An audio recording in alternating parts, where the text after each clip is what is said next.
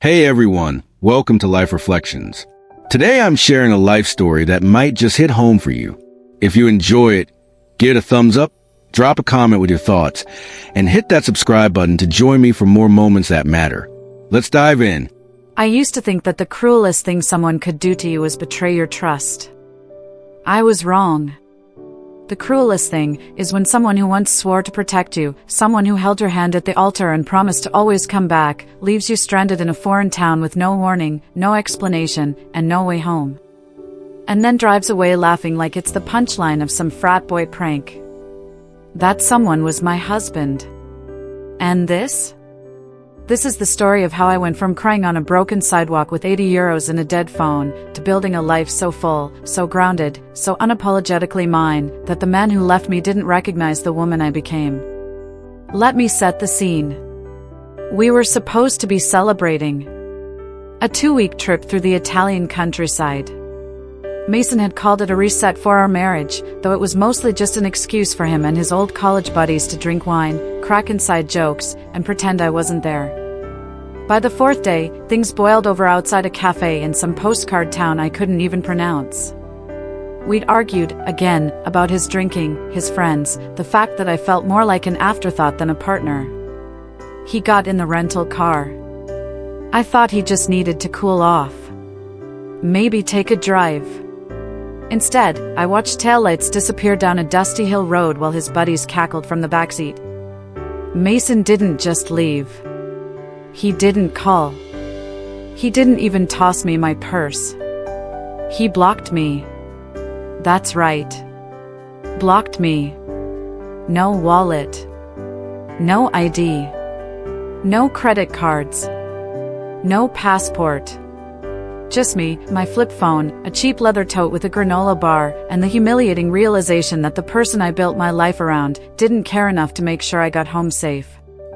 At first, I waited. I sat on a chipped bench beside the town fountain, watching couples sip Aperol Spritz and grandmothers gossip over espresso shots while my life quietly imploded. An hour passed. Then 2. The sun dipped behind terracotta rooftops. My stomach grumbled. My pride throbbed. And still, nothing. No return. No message. Just silence. The kind that wraps around your throat and makes you realize this wasn't a mistake. This was deliberate. I didn't know it then, but that moment, sitting there with mascara streaks and shaking hands, was the last time I would ever be the woman who waited to be rescued. Because sometimes, the ugliest betrayals become the fiercest awakenings. And what Mason didn't know that day was this: by trying to break me, he accidentally handed me the keys to a life far bigger than either of us ever imagined. So yeah, he thought it would be funny to ditch me in a town I couldn't even spell. But what he really did? He set me free. The first night is the hardest. You tell yourself it's a joke. A bad one, sure, but one that'll be over soon. He'll come back. He has to. He left your passport in his wallet. Your credit cards. Your identity. He wouldn't just drive off and actually leave you in a place where the only word you can pronounce is ciao, would he? But the hours pass. And so does the sun. The locals pack up their sidewalk cafes, the cobbled alleys start to empty, and the town that felt like a scene from a romantic movie just hours ago now feels like the setting for a psychological thriller. I sat on the edge of a fountain near the town center, its water still babbling cheerfully as if it wasn't witnessing my slow unraveling. My phone had gone from 26% to 4% to black. No calls answered. No texts replied to. Just silence. I had 80 euros in cash. A half-melted granola bar. A copy of our tour itinerary that didn't list a single hotel address. And the same dress I'd worn on the train that morning. I checked the same alley 5 times. Asked the same restaurant hostess 3 times if she'd seen a group of American tourists. She just smiled and shook her head, me despious. I didn't even know what it meant until days later. I wandered. Up and down side streets. Into every alley, past closed bakeries, shuttered souvenir shops, neon signs that hummed in languages I couldn't read. At some point, maybe midnight, I gave up. A frail woman sweeping the steps of a bakery took one look at my face and offered me a room above her shop. No English. No questions. Just the key to a tiny space with a bed, a crucifix, and a sink with water that tasted like metal. I cried the kind of cry that empties your whole chest out until you're just bones and breath. That was day 1. By day 2, I'd memorized the cracks in the ceiling. The smell of rising dough wafted through the floorboards around dawn. I wrapped myself in a blanket and watched the street below through warped glass. Couples strolled. Kids kicked a soccer ball against a stone wall. I sat still. Numb. I rationed the cash. 1 sandwich, a bottle of water, and a cheap disposable toothbrush. Still no message. Still no call. Still no Mason. It's funny how quickly survival becomes math. If I skipped dinner, I could make the €80 last another 2 days. Maybe 3, if I didn't move around much. I considered calling my parents, but the thought made me nauseous. My mother would say, "I warned you." My sister would say, "Come home." But I didn't want to be rescued. I wanted to understand what the hell had just happened. By day 3, the hunger had become manageable. What I couldn't manage was the shame. I tried Pete's number. Then Jonah's. Then Marco's. Blocked. All of them.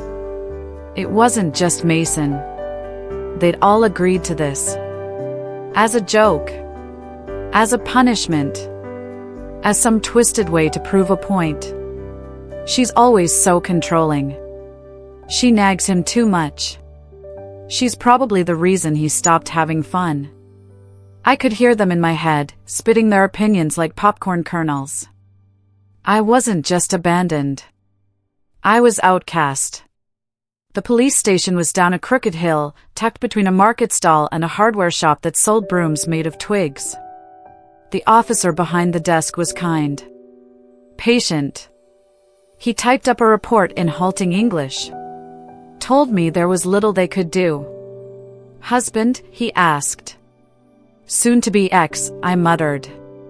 He offered me tea and a place to sit, then sent me back out into the sun with nothing but a copy of the report and a sympathetic shrug. That evening, I found myself in front of a pawn shop. My wedding ring caught the last rays of sunlight, its diamonds glittering like something valuable, something that once meant forever. I hesitated. For a long time. Then I stepped inside. I twisted it off, slowly. The imprint on my finger felt raw. The shopkeeper didn't speak English either. He pointed at the ring. Then at a calculator. I nodded. He counted out cash. More than I expected, but far less than it was worth. But it was enough for a bus ticket. Not home. Anywhere but home. That night, I sat at the bus station, watching routes flicker across the board. Rome. Florence. Naples. Cities I'd only read about in airport magazines. I stared at the screen for what felt like hours. Then a woman, older, gray hair, kind eyes, asked me something in Italian. I shook my head, tears in my eyes. She smiled. Reached into her purse. Pulled out a chocolate bar. Handed it to me, then pointed to a bus and said, Costa. Coast. I nodded. She squeezed my hand and left. And just like that, I bought a ticket. Not to escape, though it felt like that. But to restart. I didn't know where I was going. Only that I couldn't go back. Not to Chicago. Not to Mason. Not to the carefully curated life where I played the part of the perfect architect's wife, stylish, patient, supportive. She was gone. And in her place, a woman with blistered feet, empty pockets, and a fire starting to flicker deep inside her gut. 14 hours later, I stepped off a bus in a Greek fishing village whose name I couldn't pronounce. My phone had died halfway through the ferry transfer. I hadn't eaten in almost 2 days. My backpack felt like an anchor. My limbs felt like rubber. But the air smelled of salt. The sea breeze kissed my face. And for the first time since Mason slammed that car door, I exhaled. A real exhale. Not the kind you take before bracing for another fight. But the kind you take when something inside you says, you survived. Now figure out why. Over the next week, I wandered. From one village to another, hitching rides with farmers, helping carry boxes of fruit in exchange for bread and shelter. I learned to say thank you and please in Greek. I learned how to carry my own weight. How to rely on instinct instead of itinerary. I stopped checking my phone. Stopped waiting for an apology. Stopped trying to explain it to myself.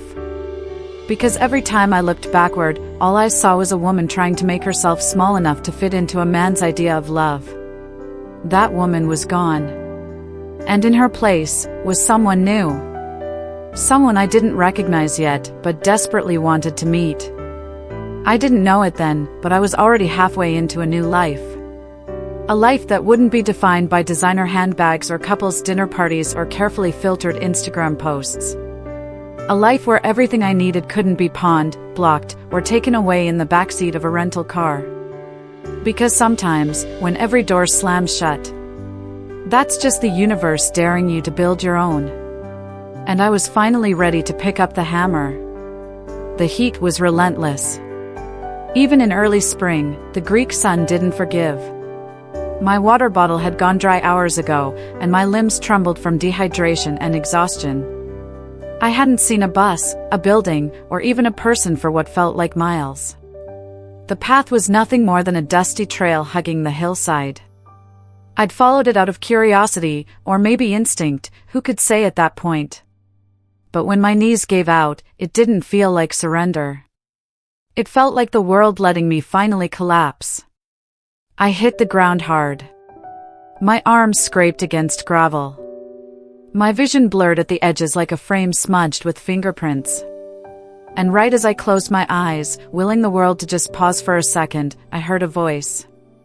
Soft. Urgent. Female. Greek words I didn't understand, followed by gentle hands on my shoulder. I was too far gone to respond. My body refused to cooperate. But I opened my eyes enough to catch a weathered face with lines carved deep from a lifetime of sun and smiles and worry. She held a canteen to my lips. The water tasted like metal and rosemary and salvation. It brought me back just enough to sit up and whisper, "Thank you." "Lured," she said, patting her chest. "Rachel," I replied, mimicking her gesture. She nodded. Smiled. Then stood and motioned for me to follow. I tried to protest, but she would have none of it. She took my bag and slung it over her shoulder like it weighed nothing. Then she reached for my arm and led me, slowly, back up the hill. Her home was a stone cottage tucked among olive trees and citrus groves. Wooden shutters flung open to the breeze. The air inside smelled like thyme, lemon, and a lifetime of stories. She didn't ask questions. Just sat me down in a kitchen with chip tile counters and poured me soup from a pot bubbling on the stove. I didn't remember eating it. Only the way it warmed a part of me I thought had gone cold. Later that night, she pointed to a door and handed me a folded nightgown and a towel. I expected a mattress on the floor. Instead, I found a small, pristine room with a single bed covered by a quilt that looked handmade, and a tiny window overlooking the groves. I cried again. Not from grief this time, but from something I hadn't felt in days, safety. The next morning, I woke to the sound of a rooster and the smell of bread baking. My body ached like I'd run a marathon, but I made it to the kitchen where Lourdes was slicing tomatoes and humming a tune I didn't know. Her husband, Javi, sat at the table reading a newspaper in Greek. He looked up and gave me a polite nod, then returned to his coffee. His presence was quiet but steady. He didn't question me. Didn't treat me like a broken tourist. Just offered a seat and pushed a plate of bread toward me. We didn't speak the same language. But something in me understood, I didn't need to. The days that followed blurred into a rhythm I hadn't known I needed. I helped Lourdes with laundry, learning to hang sheets so the wind would dry them soft and fragrant. I learned to pick olives without bruising them. To cook without measuring cups. To communicate through gestures and smiles and laughter when I tried to use the wrong word for lemon. Every night, we sat on their porch, Lourdes knitting, Javi smoking his pipe, and me staring at the sky that felt impossibly wider than anything I'd seen in Chicago. I started sleeping through the night. I stopped checking my phone. And sometime around the second week, I caught my reflection in the cottage's mirror. I didn't recognize her. She had sun-kissed cheeks, hands roughened from honest work, and eyes no longer glassy from tears but steady, clear. One morning, I stood at the edge of the grove with a wooden rake in hand, learning how to comb olives from the trees. My fingers blistered. My arms trembled. Lourdes stood beside me, watching quietly. Then she said, in careful English, "You are strong." I don't know why that broke me. But it did. Because no one had told me that in years. Not Mason. Not my friends. Not even myself. By the third week, they offered me a room for as long as I wanted it. No money, Lourdes said. Just help. And I did. Happily. I learned everything. How to graft olive trees. How to mix soap from pressed oil and herbs. How to tell the difference between good lemons and perfect ones. Javi taught me how to ride his old Vespa down the winding paths to the village. I went to the Saturday market with him, helped set up their booth, and watched as tourists asked questions I was slowly learning how to answer. I began designing new labels for their products, playing with watercolor, lettering, and color palettes like I used to before Mason started calling my creative work cute. At night, I sat with Lourdes at the kitchen table, painting while she told me stories in half English, half Greek. I couldn't always understand the words. But I always understood the meaning. And then, one evening, Lourdes slid an envelope toward me. Inside were documents, partnership papers. They wanted to make me an official part of their business. Not an employee. Not a guest. A partner. Why me? I asked, choking on the words. Lourdes reached across the table and pressed her palm over my heart. You love the trees, she said. They love you back. That night, I stood barefoot in the grove under a sky full of stars and realized something. Mason didn't just abandon me. He set me free. He thought leaving me in a foreign country would break me. Would send me crawling home. Instead, it forced me to become someone I never thought I could be. Someone capable. Resourceful. Rooted. I wasn't lost anymore. I had just rerouted. That was the twist Mason never saw coming. While he returned to his perfect life full of white walls, cold wine, and polite dinner parties, I was here, tending to olives, laughing at stories I didn't fully understand, eating food grown from the land I helped cultivate. He'd left me in search of punishment. Instead, he gifted me the greatest reward. A life I chose. A life I built. A life I never would have found if he hadn't driven away. It had been exactly 72 days since Mason drove away. 72 days since he left me on a cobbled Italian street, stranded and humiliated. 72 days since I stopped living someone else's version of my life. And just 3 days since I found his name, Mason Lewis, in my inbox. Subject line, I know where you are. The message was as arrogant as it was brief. No apology. No question. Just a declaration. It's been long enough. I'm coming to bring you home. Be ready. Athens. Thursday. I stared at the email until the words stopped making sense. He didn't ask how I was. Didn't wonder if I needed help. Didn't even acknowledge what he'd done. He wasn't coming out of concern. He was coming because I had become inconvenient. That afternoon, I showed the message to Lourdes. She didn't flinch. Didn't even blink. Instead, she stood, walked to the drawer beneath the kitchen ledger, and pulled out a manila envelope. Inside, legal papers. Greek and English. Clean, official, undeniable. A signed partnership agreement between me, Lourdes, and Javi. I was more than a guest now. I was family. I was business. I was rooted. You choose, Lourdes said softly, placing a hand over the document. Not him. Not anymore. The next 3 days, I didn't sleep much. Not because I was afraid, but because I needed to remember.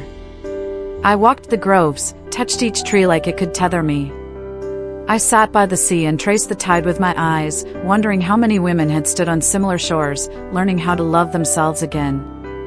I even charged my old American phone, just once, and opened the gallery. Photo after photo of a woman who looked like me but wasn't. She had painted nails, curated outfits, a tight smile. She looked polished. Accommodating. Nice. I didn't want to be nice anymore. I wanted to be true.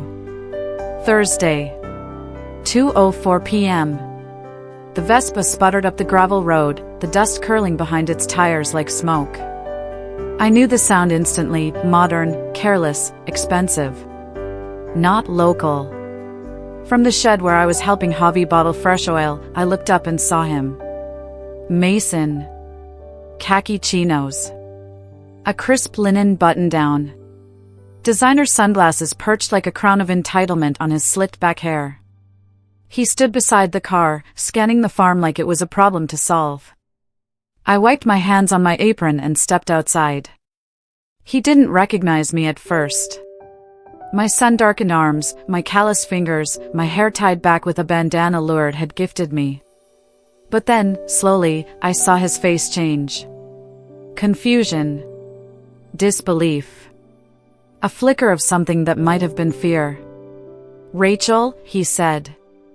His voice was almost surprised. I nodded once. "What are you doing here, Mason?" He blinked.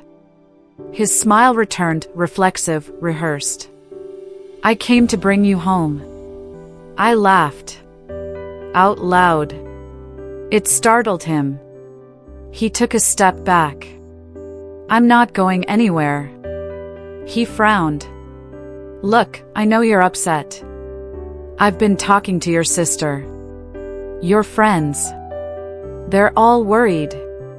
This whole vanishing act? It's gone far enough." "I didn't vanish, Mason. You abandoned me. That was a mistake.